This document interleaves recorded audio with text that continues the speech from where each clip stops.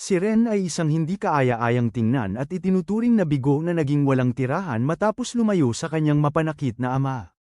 Gayunpaman, nagbago ang kanyang malungkot na buhay nang maging utusan siya ng tatlong mayayamang magkapatid na nais siyang palayawin ng husto.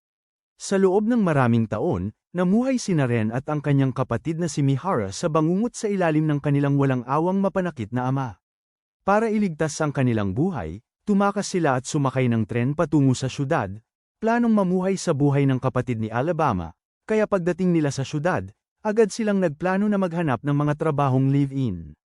Pagkatapos ay nilabas ni Mihara ang isang kamera mula sa kanyang mga dala, kinuha na ng litrato si Ren, at sinabihan siyang huwag siyang pagtaksilan.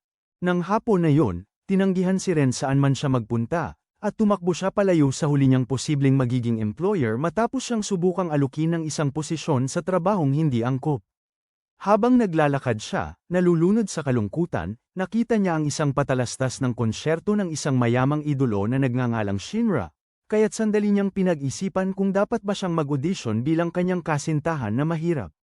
Makalipas ang ilang oras sa isang parke, isang kakatwang lalaki ang sumubok akitin si Mihato, ngunit sinabi niya rito na may kapatid na siyang nag-aasikaso ng kanyang mga pribadong pangangailangan.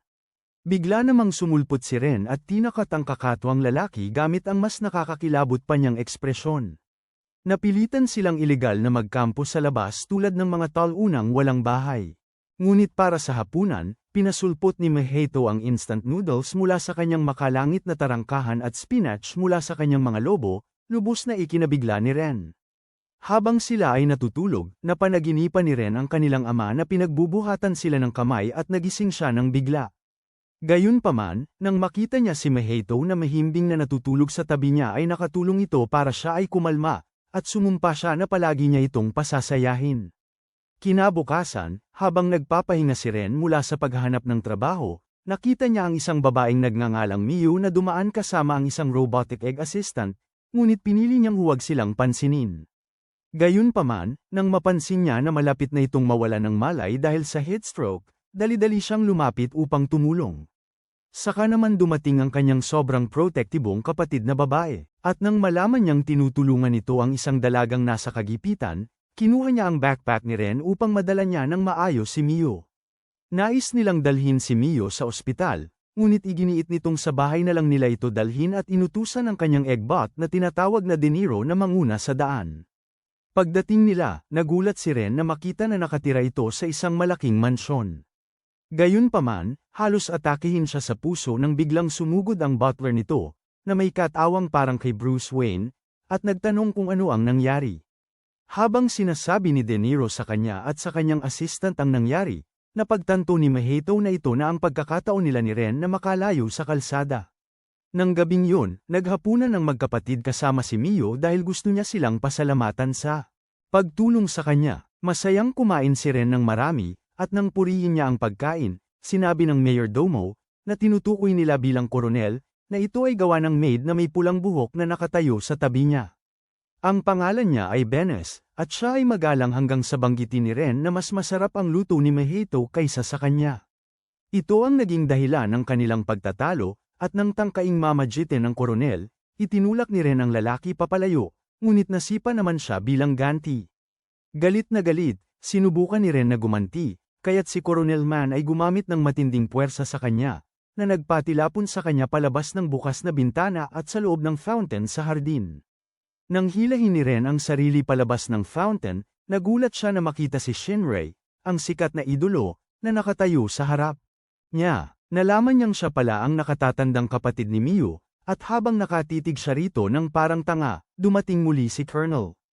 Agad na sinugod muli ni Ren ang lalaki at binigyan ng isang uppercut na tila nagpatulala sa kanya. Nakapagtataka, nawala ng malay si Ren habang nakatayo pa rin, na nagpa-interes kay Shinra sa kanya.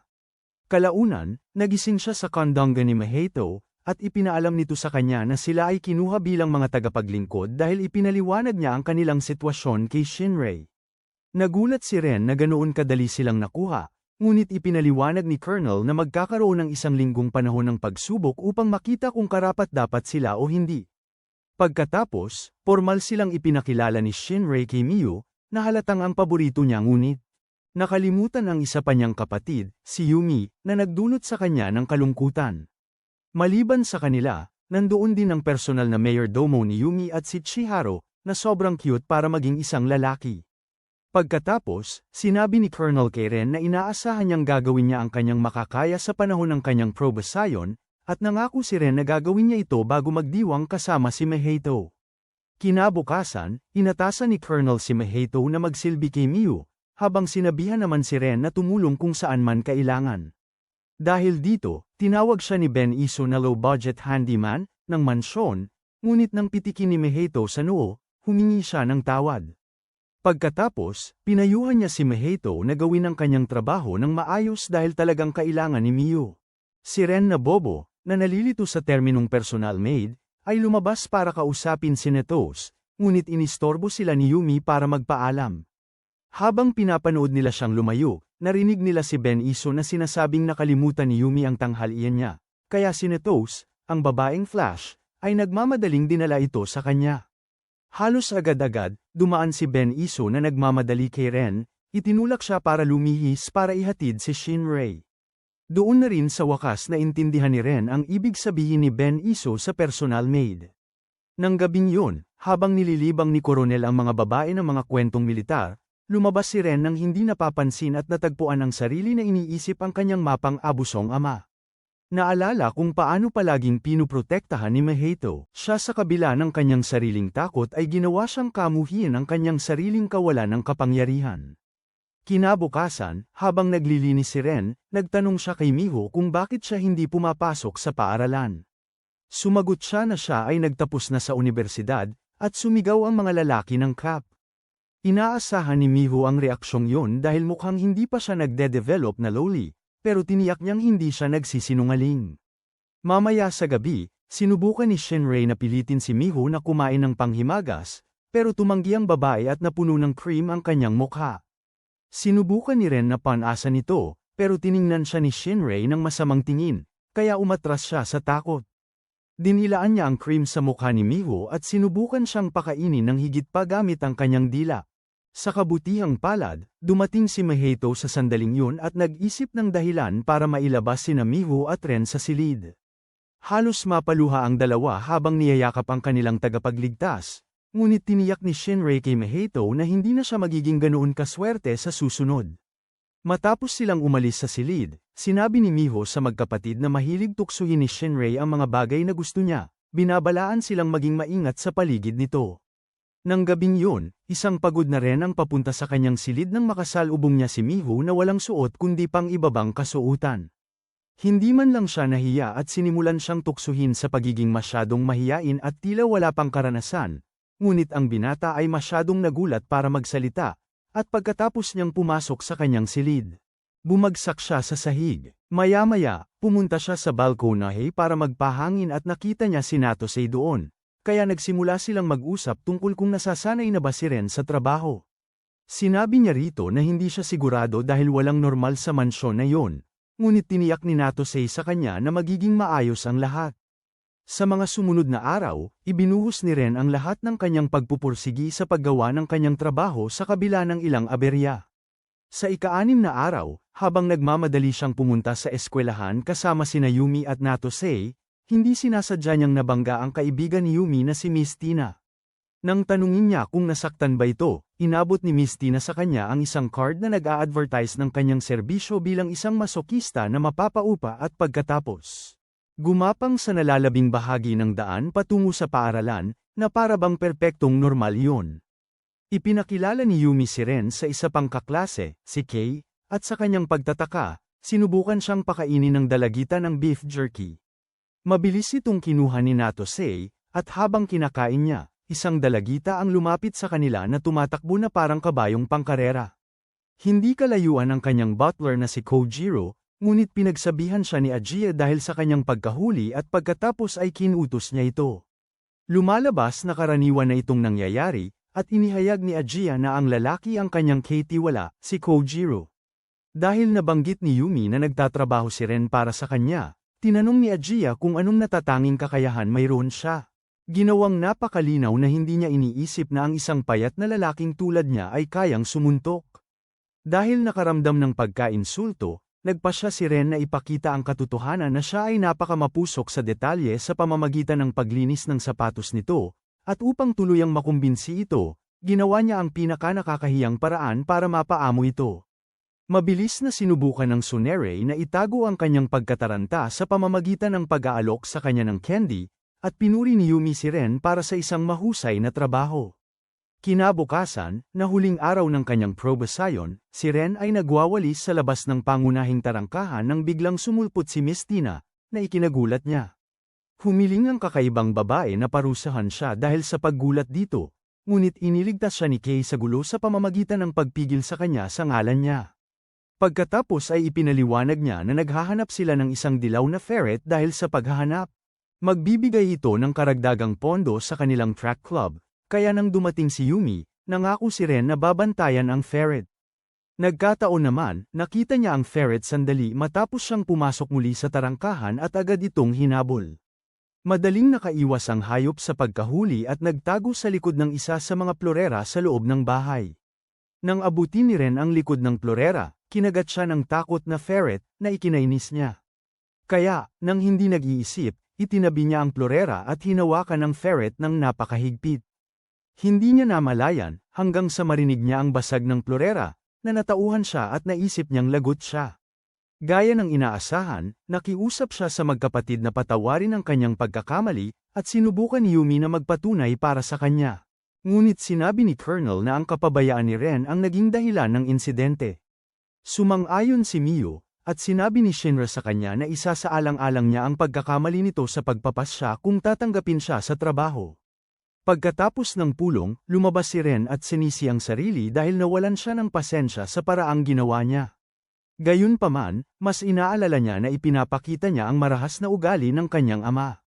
Habang nagsisimula siyang malugmok sa kalungkutan, lumapit si Miyu at Natos, at sinampal siya ni Miyu. Sinabi niya na yun ang kanyang paraan ng pagpapakita ng mahigpit na pagmamahal at isiniwalat na nakipag-usap si Meido kay Shinra para sa kanya. Nang marinig ito, napagtanto niya na masyado siyang nag-iisip at pagkatapos ay nagmadaling pumasok upang tapusin ang kanyang mga gawain bago matulog. Kinabukasan, Shinra nagbigay ng pasya. Si Meido ay magiging personal na katulong ni Miyu ng permanente, at si Ren ay pinatawad na sa kanyang pagkakamali. Gayunpaman, tinanong siya kung aling babae ang gusto niyang paglingkuran, at nang mag-atubili siya, idineklara ni Shinra na magtatrabaho siya para sa kanya, na labis na ikinainis ni Beniso. Ilang araw pagkatapos, si Ren ay nakasakay kay Colonel upang sunduin si Shinra nang biglang humarang sa kanila ang isang itim na kotse. Kinuha ito ni Colonel ng personal, kaya inapakan niya ang gas at nagsimulang gayahin ang Tokyo Drift. Salamat na lang at magaling siyang magmaneho, kaya nakarating sila sa concert hall ng buo. Dahil medyo maaga pa sila, pinayuhan ni Colonel si Ren na puntahan at obserbahan si Shinra sa kanyang kapaligiran. Habang pinapanood siyang magtanghal, nabighani si Ren sa kanyang kagandahan at walang kahirap-hirap na pamumuno sa orkestra. Nang matapos ang pag-eensayo, nakita rin niya kung gaano siya iginagalang ng mga music hero, na lalong nagpatindi sa kanyang paghanga. Pagkabalik sa The Butler, inamin ni Ren na kahanga-hanga si Shinra. Sumang-ayon si Colonel, ngunit sinabi niyang mas nagniningning siya sa mga live na pagtatanghal. Noon din, lumabas si Shinra na may dalang lata ng tsaa. Pagkasipsip, casual niya itong iniabot kay Ren. Hindi alam ang gagawin, ininom niya ang natira, sinasabing nauuhaw siya. Nahalata siya ni Shinra, kaya napilitan ang nahihiyang binata na umamin na ginawa niya lang yon dahil maituturing na nagkaroon sila ng indirect kiss. Tumawa si Shinra sa kanyang kamusmusan at nangako na hindi siya titigil sa panunukso rito. Nang maglaon, sa mansyon, naglakad si Ren na tulala at nalampasan si Meido, kaya kinailangan niya itong tawagin para makuha ang atensyon nito. Lumingon si Ren para sumagot, ngunit narinig ang kampana ni Shinra at dali-daling umalis para tingnan kung ano ang gusto nito. Pagkapasok sa silid, nagulat siya nang makita siyang nasa isang hindi inaasahang kalagayan at sinubukang umalis. Ngunit pinigilan siya nito. Sinabi rin ito sa kanya na hindi na niya kailangang kumatok tuwing ipapatawag siya nito at sinabing gusto niya siyang bigyan ng gantimpala dahil sa mabilis nitong pagtugon. Gayunpaman, ang gantimpala ay para lamang sa kanya dahil pinamasahe niya ito sa kanya. Makalipas ang ilang minuto, sinabi nito na marunong siyang gumamit ng mga kamay niya, at naguluhan ang binata. Saka tinukso siya ni Shinra. Sinasabing alam niyang kung ano-anong malikot ang nasa isip nito, kaya dali-dali itong humingi ng paumanhin, ngunit tiniyak nito sa kanya na ayos lang. Habang nagsisimula itong mautol, biglang umalingaw-ngaw ang boses ni Maheido sa pinto, pinapapunta ito para tumulong sa kusina, kaya't agad lumabas si Ren nang hindi na lumingon pa, at sinabi ni Shinra sa kanyang sarili na gugustuhin niyang maging libangan si Ren. Samantala, dumating si Ren sa kusina at nakita si Ma ito na naghihiwa ng carrots habang galit na nagbubunot ng balahibo sa manok si Ben Isu. Sinabi ni Miyu, na nakaupo sa mesa, sa kanya na maaari siyang maging personal nitong mayordomo kung hindi na niya kayang tiisin ang panunukso ni Shinra. Hindi sumagot si Ren. Sa halip, lumabas ito para magpahangin. Sa balkonahe, ngunit ang mga alaala ni Shinra na nangaasar sa kanya ay bumulaga sa kanyang isipan. Sa sandaling inamin niya sa sarili na mas matatanda ang tipo niyang babae, sumama si Nato sa kanya at tinanong kung ayos lang ba siya. Binuksan ni Ren ang kanyang bibig upang magsalita, ngunit bigla siyang nataranta nang makita niyang hubad ang dalaga. Sinabi niya rito na kailangan niyang maligo at nagmamadaling umalis bago pa masabi ni Nato sa kanya na nasa banyo si Ben Iso, kaya nang pumasok siya sa lugar, nakasalubong niya si Ben Iso na naglalabas ng kanyang mga melon at nakaranas ng matinding kaguluhan at paakit. Kinabukasan, nang puntahan ni Ren upang asikasuhin si Shinra, nakita niya itong kasama si Miyu sa kama, kaya't bigla siyang umurong. Sumigaw si Miyu sa kanya na iligtas siya mula sa kanyang baliw na kapatid. Ngunit tinak pa ni Ren ang kanyang mga tainga at nanalangin para makaligtas siya. Makalipas ang ilang sandali, bumaba siya at bumagsak sa kanyang mga bisig, traumatized sa nangyari sa silid. Sinubukan niya itong aliwin, ngunit inistorbo sila ni Shinra, na lumapit sa kanila na parang leon na nangangaso. Sa puntong ito, ubos na ang pasensya ni Miyu, kaya sumumpa siyang ipakita kay Shinra na hindi nito laging makukuha ang gusto niya at hamanin nito sa isang bagay na tinatawag na Quanji flag. Ito ay parang capture the flag at sinumang manalo ay maaaring ipagawa sa matatalo ang anumang gusto nila. Sumumpa si Miyu na siya ang mananalo, at gagawing katulong niya si Shinra sa loob ng isang araw, habang nagpaplano si Shinra na gumawa ng mga hindi masabi na cultured na bagay kay Miyu. Tungkol naman kay Yumi, siya ay tanging nakikilahok dahil kailangan nila ng 3 koponan. Gayunpaman, nang magsimula ang laro, napagtanto niya na kung mananalo siya, sa wakas ay makukuha niya ang atensyon na gusto niya at nagpasya siyang seryosohin ito. Nang marinig ito, pumunta sina Natasha at Shiharu upang manmanan ang mga kalaban, kaya walang panlaban si Yumi nang dumating si Shinra kasama ang kanyang koponan. Walang saysay ang pagtatangka niyang depensahan ang kanyang teritoryo, at hinayaan pa nga siya ni Ren na subukang bawiin ang kanyang bandila para lang asarin siya. Sa kanilang pagbalik sa kanilang teritoryo, sinimulan silang habulin ni Natasha, kaya inutusan ni Shinra si Ren na harapin siya. Alam ni Ren na hindi siya kakampi kay Natasha, kaya matapos siyang tamaan sa tiyan, ginamit niya ang pangangatwiran ng pagiging mahina at nakababatang kapatid. Sa kanyang pagkagulat, gumana ito ng napakahusay kaya nagsimulang umiyak at humingi ng tawad si Natasha sa pananakit sa kanya. Ini-livestream ni De Niro ang buong pangyayari kay Miyu, na nagbigay naman ng tagubilin kay Maheido na ipagpatuloy ang kanilang plano. Sumunod si Maheido at pinuntahan sina Shinra at Ben Iso sa kanilang teritoryo upang harapin sila. Ang kanyang mga salita ang nagpagalit at nang tangkaing atakihin siya ng katulong, tumakas si Maheido. Nahulaan ni Shinra na panloloko yun, ngunit ang mainit ang ulo na si Ben Iso ay hinabol pa rin si Maheido at nadakip sa tulong ng ilang kalapati. Maya-maya ay dumating si Shinra, at habang pipigilan din sana ni Maheido si Shinra, tumalon si Ren mula sa mga palumpong at inagaw ang bandila. Siyempre, hinayaan siya ni Miyato dahil mahalaga niya itong kapatid, ngunit nang bumalik siya sa base ng kanyang koponan, nakita niyang naghihintay si De Niro sa kanya na may bago pa siya makakilos. Naglabas ang mekanikal na itlog ng isang ultrasonic attack kay Ren at pagkatapos ay dumb-eye-kit sa binti nito, dahilan upang siya ay matamba. Nagpasya si Miyu na magpakita sa puntong yon, ngunit sa kanyang pagtataka, napakabigat ng kanyang bandila para buhatin niya, kaya inagaw itong muli ni Ren at gumapang patungo sa lagayan ng bandila sa kabila ng pagtatangka ni De Niro at Miyu na pigilan siya. Sa huli, inilagay niya ang bandila sa tamang lugar nito, at inangkin ng tagumpay para sa kanyang koponan. Nang gabing yun, habang nagsisilbi sina Ren at Ben Iso kay Shinra, pinuri niya sila sa magandang trabaho at hiniling kay Ren na patunayan ang kanyang katapatan sa kanya sa pamamagitan ng pananatili bilang kanyang mayordomo. Sinubukan ni Ren na halikan ang kamay nito bilang tanda ng kanyang katapatan, ngunit sumigaw si Ben Iso na huwag hayaang damaykit ang marumi nitong labi sa kanyang ginang. Walang nagawa si Ren kundi sumunod, at pagkatapos umalis sa silid, nagpasya siyang maligo. Sa pagkakataong ito, si Colonel ang nasa banyo, at dahil walang interes si Ren sa kanya sa ganoong paraan, sinubukan niyang umalis. Ngunit pinigilan siya ng lalaki at sinabing magandang pagkakataon yun para magkaroon ng pagkakaisa ang mga lalaki, male bonding. Hindi na siya nakapalag ng habaran siya nito. Makalipas ang ilang araw, pinagsilbihan ni Ren si Miyu ng tsaa, ngunit dahil abala sila sa pag-uusap, hindi naging maingat ang dalaga at napaso ang kanyang dila. Ren agad na humingi ng tawad, ngunit tumanggi si Miyu na makinig at hinabol siya na may hawak na pamalo. Sa huli, binigyan siya ni Mihara ng popsicle upang palamigin at purihin siya sa pagiging isang matapang na babae. Samantala, pinagalitan si Ren ni Colonel dahil sa pananakit sa isa sa kanyang mga amo. Itinuro ni Shinra na kasalanan ni Miyu dahil sa hindi pag-iingat, ngunit naniniwala pa rin siya na si Ren ay isang kabiguan bilang isang butler. Sinira ng kanyang mga salita ang natitirang kumpiyansa ni Ren, ngunit walang nagmalasakit, at humingi ng pahintulot si Colonel upang dalhin siya sa Colonel Training Camp. Masayang inaprubahan nito ni Shinra, at si Shiharu, na nakikinig, ay nagmadaling sabihin sa iba.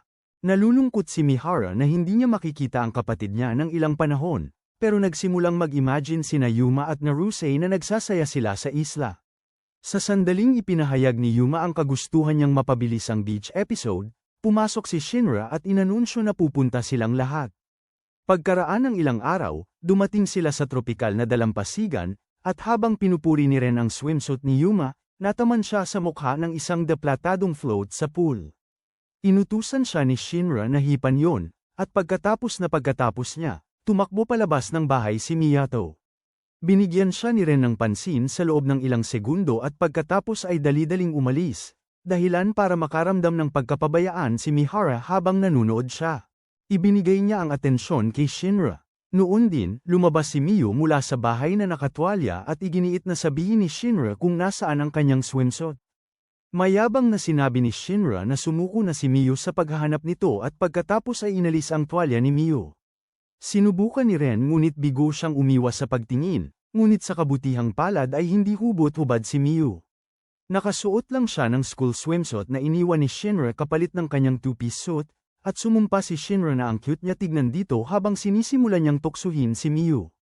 Inanyayahan niya ang iba na magsaya, at sinubukan ni Ren na manguna, ngunit pinigilan lang siya ng mayordomo. Pinaalalahanan siya ng lalaki na hindi siya naroon para magbakasyon, at nang sinubukan niyang magreklamo, nilapitan siya ni Ben Iso para manguyam. Kalaunan, umalis sina Ren at Colonel patungo sa pinagpapalagay na kampo ng pagsasanay, at nagulat siya nang makita na ito pala ay isang kuweba. Tila, hindi lang ang pamilya Konji ang gumagamit nito para sanayin ang kanilang mga butler, at bago sila pumasok, pinapirmahan ni Colonel si Ren ng isang kasunduan sa pagtalikod ng responsibilidad. Ito ay nakasulat sa Ingles, at nang sabihin niyang hindi niya ito mabasa, siniguro ng lalaki na ito ay listahan lang ng bisita, kaya pinirmahan niya ito. Pagkatapos, inakay siya papasok sa kuweba at nagulat siya nang maabutan si Kojiro na nakapigil ang galaw at hirap na hirap magsilbi kay AJ-ha. Pinarusahan din siya gamit ang kuryente, dahil pakiramdam niya ay mabagal ito at sinimulan siyang pagsabihan ng masama dahil sa pagiging palpak. Ang pagpapahalaga sa sarili ni Kojiro, agad na bumagsak, at nagpasalamat si Ren sa kapalaran na hindi sila nagkabaligtaran ng posisyon. Bigla, sumigaw si Kojiro, ngunit ito ay kanyang huling pagdaloy lang ng adrenaline, at agad siyang nawala ng malay. Doon napansin ni AJ na mayroon silang bisita, at nagtanong si Colonel kung maaaring sumama siya at si Ren sa kanilang pagsasanay. Pumayag si AJ, kaya nagsimula si Colonel sa mga batayan, tinuruan si Ren na magtimpla ng tsaa. Nang matikman ni Ren ang natapos na produkto, ang kanyang reaksyon ay di kapani-paniwala, kaya sinabi ni Colonel na gawin niyang muli. Inakala ni Ren na ito ay napakadali, ngunit nang sinubukan niyang ibuhos ang mga dahon ng tsaa sa palayok, pinitik siya sa ulo. Ang lakas ng pagkakatama ay nagpadala siya sa dingding sa likuran niya, kaya nagsimula siyang magreklamo tungkol sa kaligtasan ng empleyado. Bilang tugon, ipinakita ni Colonel ang waiver na kanyang pinirmahan at inihayag na halos isinuko na niya ang kanyang mga karapatan, at kung sakaling mamatay siya, walang mananagot. Dahil walang pagpipilian, nagpasya si Ren na mag-ensayo ng tama at pagsapit ng gabi, naging parang makina siya sa pagbubuhos ng tsaa, ngunit hindi pa yun sapat. Si Kojiro ay nagdurusa pa rin sa mga kamay ni AJ, ngunit halos masayang alipin naman siya, kaya hindi siya pinansin ni Ren. Sa halip, sinabi niya kay Colonel na hindi niya kailangan ang ganoong pisikal na pagsasanay, ngunit sinabi sa kanya ng lalaki na ang lahat ng butler ay dapat tuklasin ang kanilang panloob na scene. Pagkatapos, inutusan niya itong gumawa ng 300 mga push-up habang hawak ang tea tray. Sumunod si Ren, ngunit ang tanging nasa isip niya ay kung gaano kasaya ang mga babae sa kanilang bakasyon. Hindi siya nagkamali dahil nagkukwento si Yume kay Chihiro ng nakakatakot na istorya at hinamon ni Shinra si Miyu sa isang paligsahan sa pag-inom. Para naman kina Natos at Beniso, nasa isang kasino sila sa bayan dahil gusto ni Beniso ang mapanganib na laro na may kinalaman sa pera. Matapos ang huli niyang panalo, iminungkahi ni Natos na ipalit na niya ang kanyang mga chips para makauwi na sila. Ngunit ang nagkatawang tao na si Mr. Krabs ay nagpasya na gusto niyang isugal ang lahat. Nakita ito ng may-ari ng kasino, kaya binigyan niya ng senadorias ang dealer, at ang sakim na si Beniso ay hindi. Matanto na may problema siya. Bumalik sa kuweba, si AJ ay pinatungan ng likod ni Ren hanggang sa matapos nito ang kanyang mga push-up. Pinuri niya pagkatapos ito sa pagtityaga at binigyan pa ng glucose pill para mapalakas ang enerhiya nito. Maya-maya, lumabas siya ng kuweba, nagtataka kung maayos bang inaalagaan ni Beniso ang kay Shinra. Ang hindi niya alam ay katatapos lang mawala ng lahat ng pera ang katulong at malapit nang gawin ang pinakamalaking pagkakamali sa kanyang buhay sa pagtanggap ng pondo mula sa may-ari ng kasino sa kabila ng pagtutol ni Natos. Nang bumalik siya sa bahay, pinuntahan niya si Shinra upang tingnan, ngunit nagising ito nang subukan niyang tabunan, at bilang isang mapanuksong hindi nagsisisi, hiniling niya na makibahagi. Longganisa at itlog kasama niya, ngunit binigyan siya ni Ren ng pinalamang panda sa halip. Pagkatapos ay nagtungo siya upang uminom ng tsaa, ngunit dumating si Miyu, at sa wakas ay nagkaroon sila ng panahong magkasama bilang magkapatid na lubhang kailangan. Sinabi niya rito na namimiss siya ng mga babae habang nagsasanay siya, na nagtulak kay Ren upang sabihin na hindi niya inasahan na darating ang araw na hindi na lang silang dalawa ang magkasama laban sa mundo. Kalaunan, bumalik siya sa kuweba, at pinakiusapan siya ni Colonel na gumawa pa ng isang palayok ng tsaa. Sa pagkakataong ito, sinunod ni Ren ang mga tagubili ng Katie wala ukol sa tsaa at matagumpay na nakagawa ng masarap na tasa ng tsaa. Gumawa rin siya ng tsaa ng kelp para kay AJ at nang tanungin ni Colonel kung bakit, ipinaliwanag niya na ito ay upang punan ang kanyang supply ng sodium dahil siya pinagpawisan ng husto. Ang kanyang kakayahan sa pagkilatis ang nagbigay sa kanya ng isa pang papuri mula kay AJ at sinabi nito sa kanya na gusto niya siyang bigyan ng gantimpala. Tinanggihan ni Ren ang alok na gantimpala, sinabing ayos na sa kanya na makita lang ang ngiti nito, at bahagyang namula ang dalaga. Ipinabatid naman ng koronel sa kanya na nakapagtapos na siya bilang entry-level butler, na labis na nagpasaya kay Ren kaya dali-dali siyang umalis upang ipakita ang kanyang mga kasanayan sa kanyang amo. Kalaunan, habang nagpapalakas siya kina Miyu at Shinra, napagtanto nila sa wakas na hindi pa nakakauwi sina Natos at Beniso. Sa mismong sandaling yun, pinapante sina Beniso at Natos sa opisina ng may-ari ng kasino, at ipinabatid dito sa kanila na kailangan nilang pagbayaran ang kanilang utang sa pamamagitan ng kanilang sarili.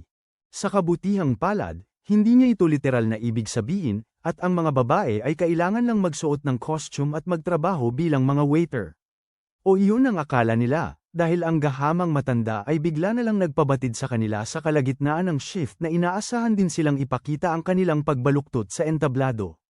Ang mga bagong kasuutan na ibinigay niya ay mas malaswa pa kaysa sa suot nila, at habang sisimulan ng sermona ni Beniso ang matanda, sinaway siya ni Shinra. Sinabi niya sa lalaki na kukunin niya ang mga babae, at sumagot ang lalaki na gagastusan siya nito ng $1,000,000. Agad na itinuro ni Beniso na hindi pa niya nahihiram ang kalahati niyon, ngunit pinigil siya ng tauhan ng may-ari, sinasabihan siyang puntahan at aliwin ang bisita. Nang matamba si Benicio, sinubukan ni Ren at na-toast na sugurin ng lalaki, ngunit hinaranggan sila ni Colonel at sinabing may mas eleganteng paraan para ayusin ang mga bagay-bagay. Ang paraang iyon ay pagsusugal, at sinabi ng may-ari ng kasino sa kanya na kung matatalo siya, mapapabilang sina Shinra at ang iba pang mga babae sa kanyang tauhan. Kasabay nito, nagsimulang lumitaw sa isip ni Ren ang mga kaisipang hindi karapat-dapat, kaya hinimok niya si Colonel na huwag magpatalo sa nagpapanggap na mafia dun. Tiniyak ni Shinra sa kanya na kanila ang tagumpay, at nang umikot na ang gulong ng ruleta, itinaya ni Colonel ang kanyang pusta sa pulang siyam. Sa isang pambihirang pagkakataon, huminto ang bola sa pulang 14, dahilan para isipin ng may-ari na nanalo na siya. Ngunit pagkatapos ay gumawa si Colonel ng isang uri ng voodoo na gimmick at inilipat ang bola sa pulang siyam. Lahat ay nagsimulang magdiwang, at habang niyakap ni Benicio si Shinra, pinasalamatan naman ng huli si Coronel sa pagtulong sa kanila. Nang pauwi na sila, pinagalitan ni Ren si Benicio dahil sa pagsugal nito sa lahat para sa pera, ngunit wala itong pakialam, at nagpatuloy silang magtalo. Kinabukasan, sumama si Ren sa mga babae sa dalampasigan, at hiniling ni Mio na pairan siya ng sunscreen sa likod. Habang ginagawa niya yun, aksidente niyang nahawakan ang kanyang dibdib, at kahit na hindi naman nagalit si Mio, hinabol ni De Niro si Ren gamit ang kanyang drill upang ipagtanggol ang dangal ng kanyang ginang. Para hindi siya maging hugis donut, sumisid si Ren sa tubig at nanatili si De Niro sa dalampasigan, minumura siya dahil hindi ito makapasok. Sa kabilang banda, tinawag ni Yumi si Ren, sinabihan siya na hindi ligtas ang tubig dahil may mga halimaw na nagkukubli sa kailaliman nito. Nang kinumpirma ni Natsuo ang sinabi niya, nagpasya si Ren na tuksuhin sila sa pamamagitan ng pagkunwari na siya ay isang halimaw na damong dagat. Nagsimulang sumigaw si Yumi ng pagkalakas-lakas, ngunit sa halip na tumakbo, patuloy niyang sinisipa si Ren. Agad na napunta ang atensyon ng lahat sa kanila, ngunit napansin ni Bensho na may isang batang babae ang nanunood sa kanila. Nang maglaon, nang samahan ni Ren at De Niro si Benicio sa palengke, tinangka ng parehong batang babae na nakawin ang pataka ni Ren, ngunit pinigilan siya ni Benicio. Inakala ng batang babae na paparusahan siya, ngunit ginulat siya ni Benicio sa pamamagitan ng pagpapayo sa kanya na maghanap ng ibang mapagkakakitaan at pagbibigay sa kanya ng isang prutas. Pagkatapos, tumakbo papalayo ang babae, may kung sinong lalaki ang nagtangkang manligaw kay Benicio, at gumamit siya ng puwersa bilang tugon.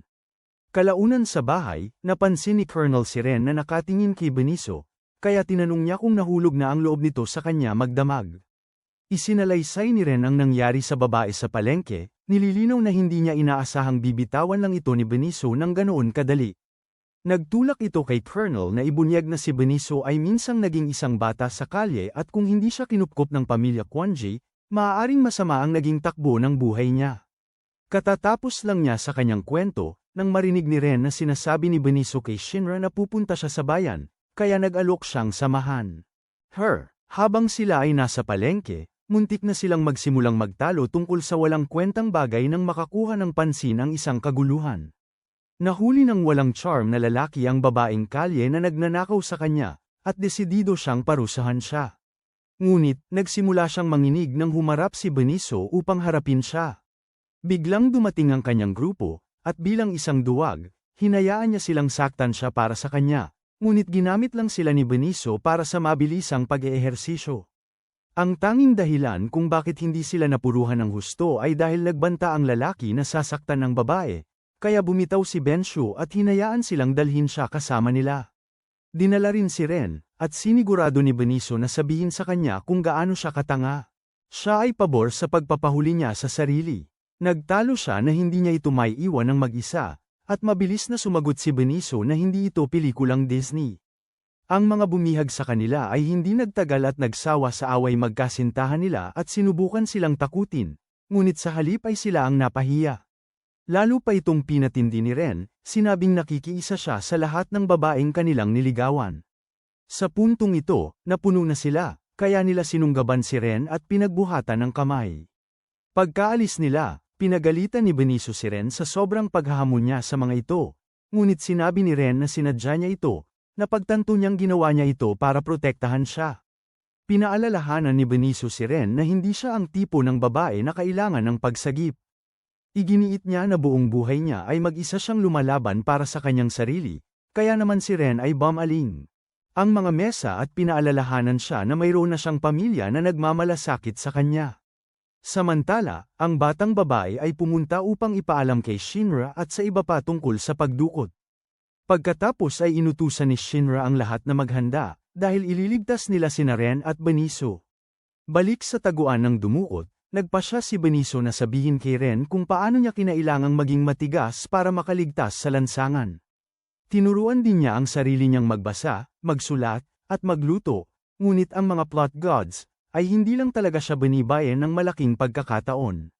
Sa panahong parang nawala na ang lahat ng pag-asa, dumating si Colonel at naawa sa kanya, ngunit ginantihan niya ito sa pagtatangka niyang magnakaw mula rito. Nakakagulat, inasahan niyang si Anne, sa halip na parusahan siya, ay pinakiusapan siyang sabihin sa kanya tungkol sa kanyang sitwasyon. Matapos makinig sa kanya, pinagluto niya ito ng ilang putahe, at nang makumpirma niyang masasarap ang mga ito, kinuha niya ito bilang chef ng pamilya Quanji.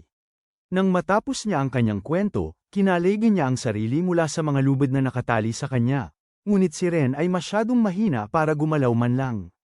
Hinikayat niya itong huwag mawala ng malay dahil kailangan nilang makahanap ng paraan palabas, ngunit sinabi ni Ren sa kanya na huwag masyadong mag-alala. Sa sandaling yun, isa sa mga dumakip sa kanila ang lumabas ng banyo ng palihim na nilapitan siya ni Natos mula sa likod at pinawalan siya ng malay. Naramdaman ng isa sa mga kaibigan niya na masyado siyang nagtagal kaya hinanap niya ito, ngunit sa halip ay ginapos siya ni Miyo at nakuryente ni Denaro.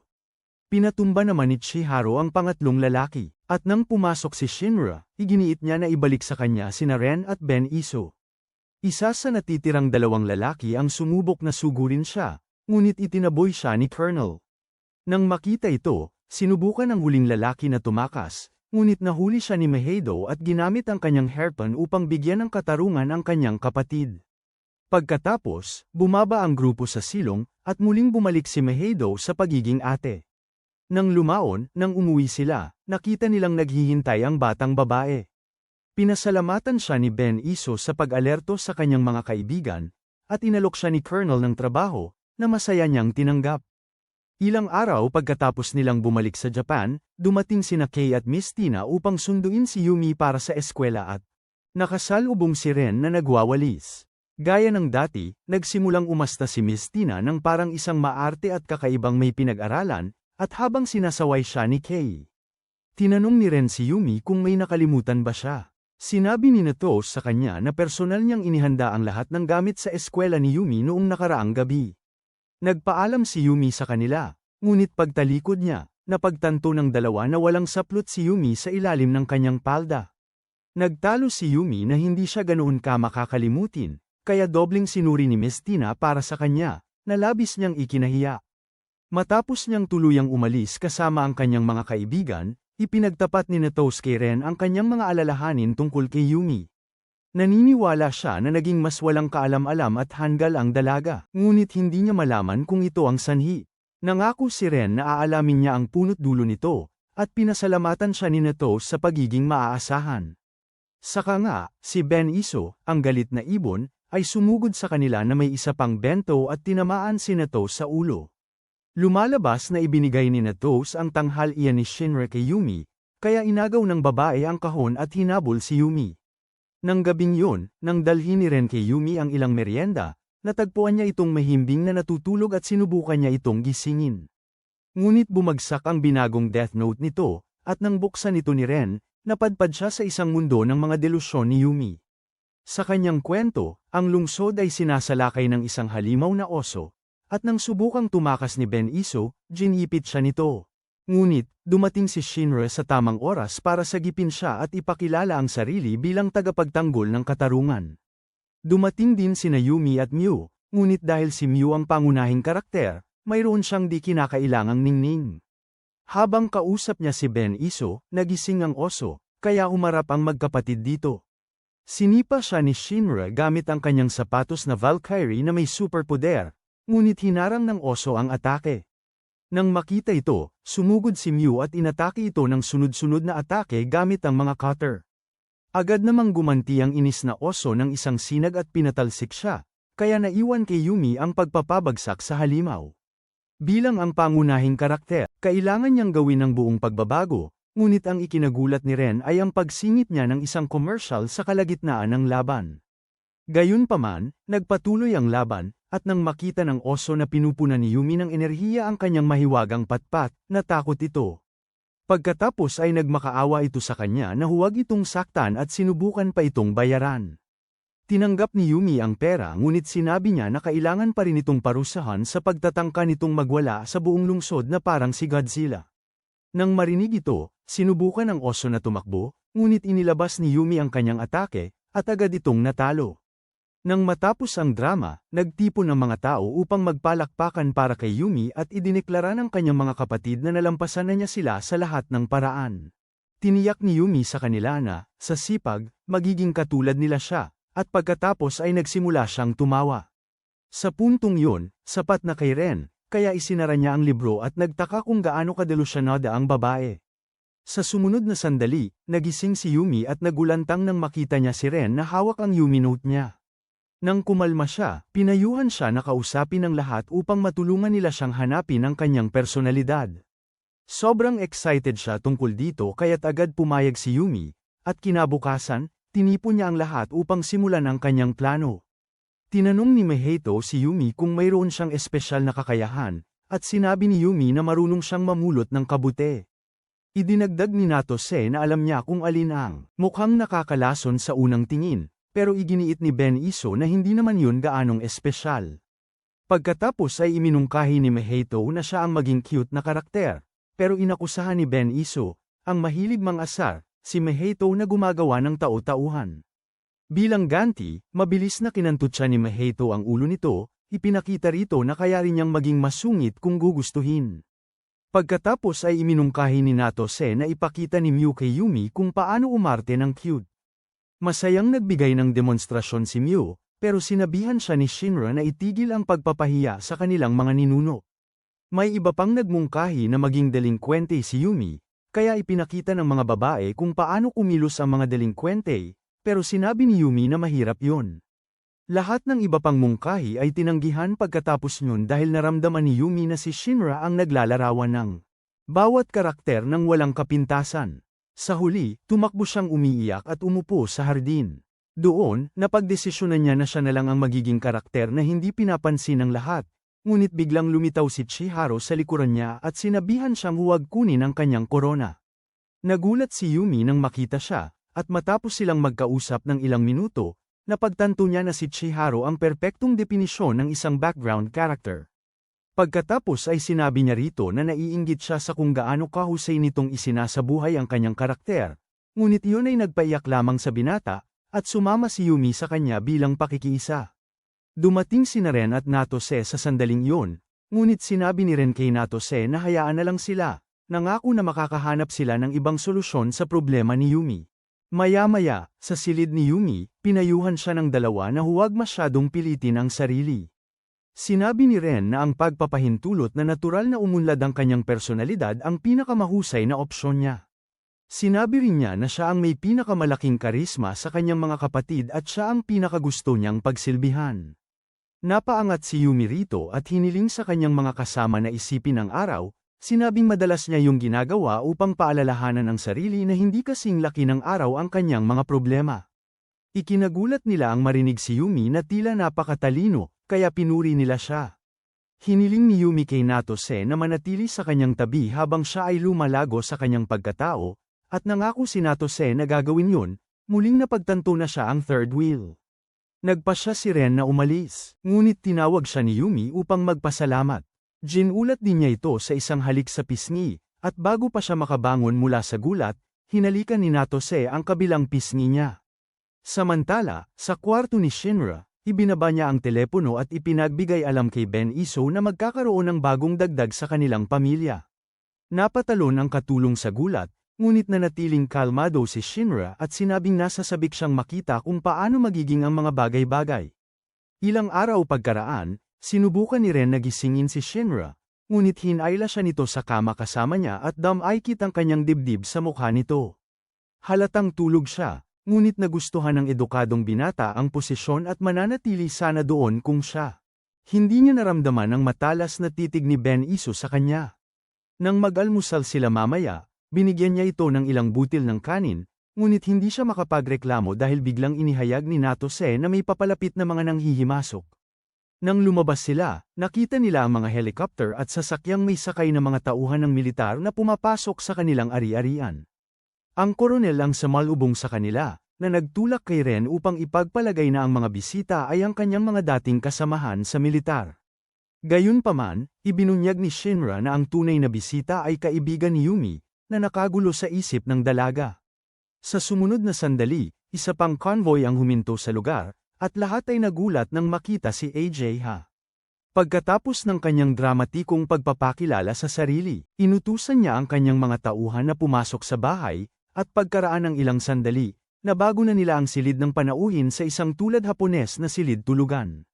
Pagkatapos ay yumukod siya sa harap nila at sinabing mapapasailalim siya sa kanilang pangangalaga sa loob ng ilang panahon. Si Ren at Ben Shu lang ang tumugon sa kanya, at nang mapagtanto nila ito, humingi sila ng mga paliwanag.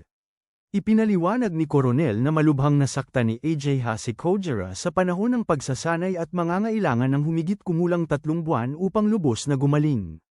Kaya't nagpa siya ang kanyang ama na kailangan niyang matuto ng pagpipigil sa sarili at nakipag-ugnayan kay Koronel upang tulungan siyang magbigay ng pagsasanay.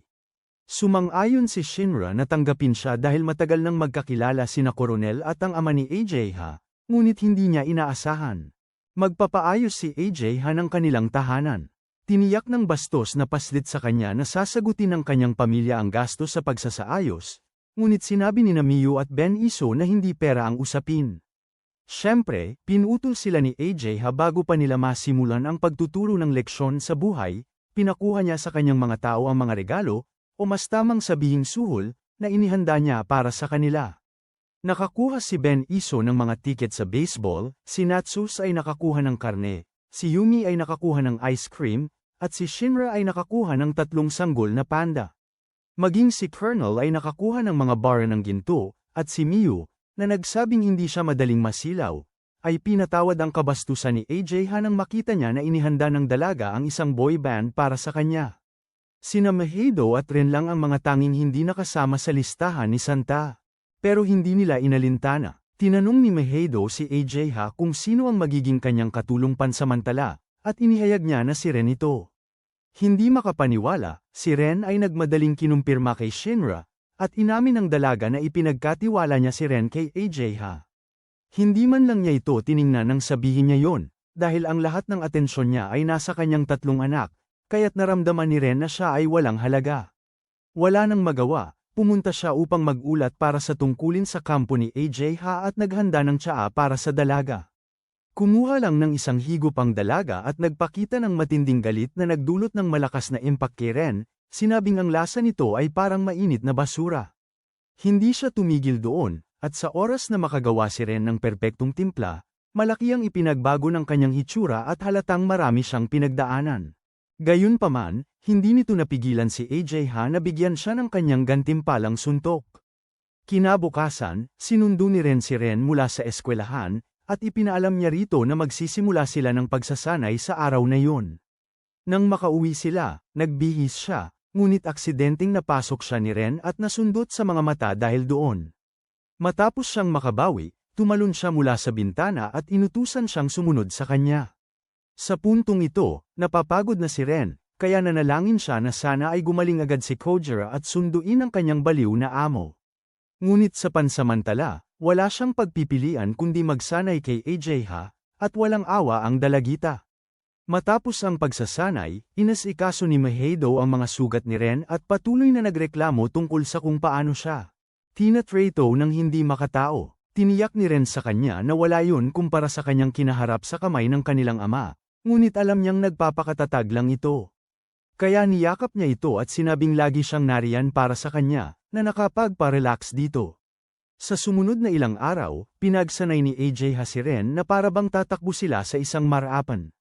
Isang partikular na araw, huminto sila sa kanilang pagsasanay upang tulungan ang isang matandang babae na muntik ng masagasaan ng bisikleta, at ito ang nagpakita kay Ren ng ibang mukha ni AJ-ha. Dahil sa kuryosidad, tinanong niya kung ano ang negosyo ng pamilya nito, at sinabi nitong isa sila sa 3 nangungunang konglomerato sa mundo. Siya ang tagapagmana ng dibisyon ng bakal, at nagsasanay siya, buong buhay niya para maging karapat-dapat na pinuno. Pinuri ni Ren ang kanyang dedikasyon, at nang magsimula siyang magpakita ng ilang gawaing riz, napahiya siya at ibinagsak ito sa lupa. Habang naglalakad siya palayo, sinabi ni Ren sa sarili na isa siyang tunay na tsunere at pagkatapos ay sinundan siya. Nang gabing yun, inutusan ni Colonel si Natasha na maging labis na mapagbantay dahil hindi siya uuwi hanggang mamaya. Habang siya ay umaalis, may ilang kakaibang tingnang mga lalaki ang sumulpot mula sa likod ng puno at ibinaling ang kanilang atensyon sa mansyon. Kumbinsido sila na hindi banta si Natasha, ngunit sa sandaling isinuot nila ang kanilang night vision goggles, napagtanto nila kung gaano sila kamali. Ang babae ay halos naglalabas ng mapanganib na aura, at hindi sila sigurado kung papasok ba sila. Sa kanilang sandali ng pag-aalangan, naramdaman sila ni AJ-ha, kaya nang puntahan siya ni Ren para tingnan, nakita niyang lumundag siya sa bintana. Mabilis niya itong sinundan dahil nakatapis lamang siya ng tuwalya, ngunit hindi bumagal si AJ-ha. Kahit nang tangkain siyang pigilin ni Natasha, matigas ang ulo siyang sumulong. Nagpaplano pa rin ang mga manggugulo kung paano isasagawa ang kanilang pag-atake nang dumating si AJ-ha at napatumba sila sa tig-iisang palo. Nang sa wakas ay naabutan siya ni Ren, sinubukan niyang gawin ang kanyang posisyong pangtagumpay, ngunit nahulog ang kanyang tuwalya, at dahil hindi niya inialis ang tingin, sinipa niya ito bilang parusa. Nang maglaon, habang isinusuot niya ang alampay na dinala ni Ren, sinabi niya rito na ang mga manggugulo ay mga salaring ipinadala ng kalabang kumpanya. Nagulat si Ren, ngunit sa sumunod na sandali, isa sa mga lalaki ang nagtangkang hulihin si AJ-ha gamit ang panlabo ng malay na dart. Nagmadali si Ren upang magsilbing panangga niya, ngunit si AJ-ha ang nagligtas sa kanya sa halip. Ibinato niya pabalik ang dart sa lalaki, ngunit masyadong nagulat si Ren para makapagsalita. Sa huli, iniwan nila si Natasha upang atali ang mga lalaki, at sa pagbalik nila sa bahay, humingi ng tawad si AJ-ha kay Ren sa pagkasangkot niya rito sa kanyang gusot. Sa kanyang pagtataka, mas nag-aalala siya sa katotohanang pinupuntirya siya ng mga salarin. Ngumiti lang si AJ-ha at sinabihan siyang ipakita ang kanyang katapatan, kaya lumuhad ito at hinalikan ang kanyang kamay. Gayunpaman, hindi iyon sapat para sa kanya, dahil hinayla niya ito patayo at hinalikan. Matapos siyang bumitaw, umiyak si Ren, sinabing ninakaw niya ang una nitong halik at ito ang nagparamdam sa kanya ng pagmamalaki sa sarili, kahit na yun din ang kanyang unang halik. Kinabukasan, habang nag-aalmusal, napansin ni Miu na ang presensya ni AJ-ha sa kanilang tahanan ay nagdudulot ng kaguluhan at sinabi sa sarili na kailangan niyang gumawa ng paraan. Kaya pumunta siya upang kausapin si Shinra, na nakayakap sa kanyang mga panda sa kama at sinabi sa kanya na kailangan nilang mag-usap. Sinimulan siyang tuksuhin ni Shinra tulad ng dati, ngunit iginiit ni Miu na seryoso ang usapan at sinabihan siyang puntahan siya pagkatapos niyang magbihis. Samantala, inihahatid ni Ren sina Yumi at AJ-ha sa eskwelahan nang marinig nila ang boses ni Kojiro. Sa paglingon-lingon, nakita nila siyang kumakain sa tarangkahan ng paaralan, at sinabi niya kay AJ-ha na dumating siya upang ipagpatuloy ang kanyang mga tungkulin. Masayang ibinigay ni Ren kay AJ-ha ang kanyang bag, ngunit nagulat niya ang lahat nang sabihin niya kay Ren na magkikita sila pagkatapos ng klase, kaya nakisimpatya siya sa nalulungkot na si Kojiro.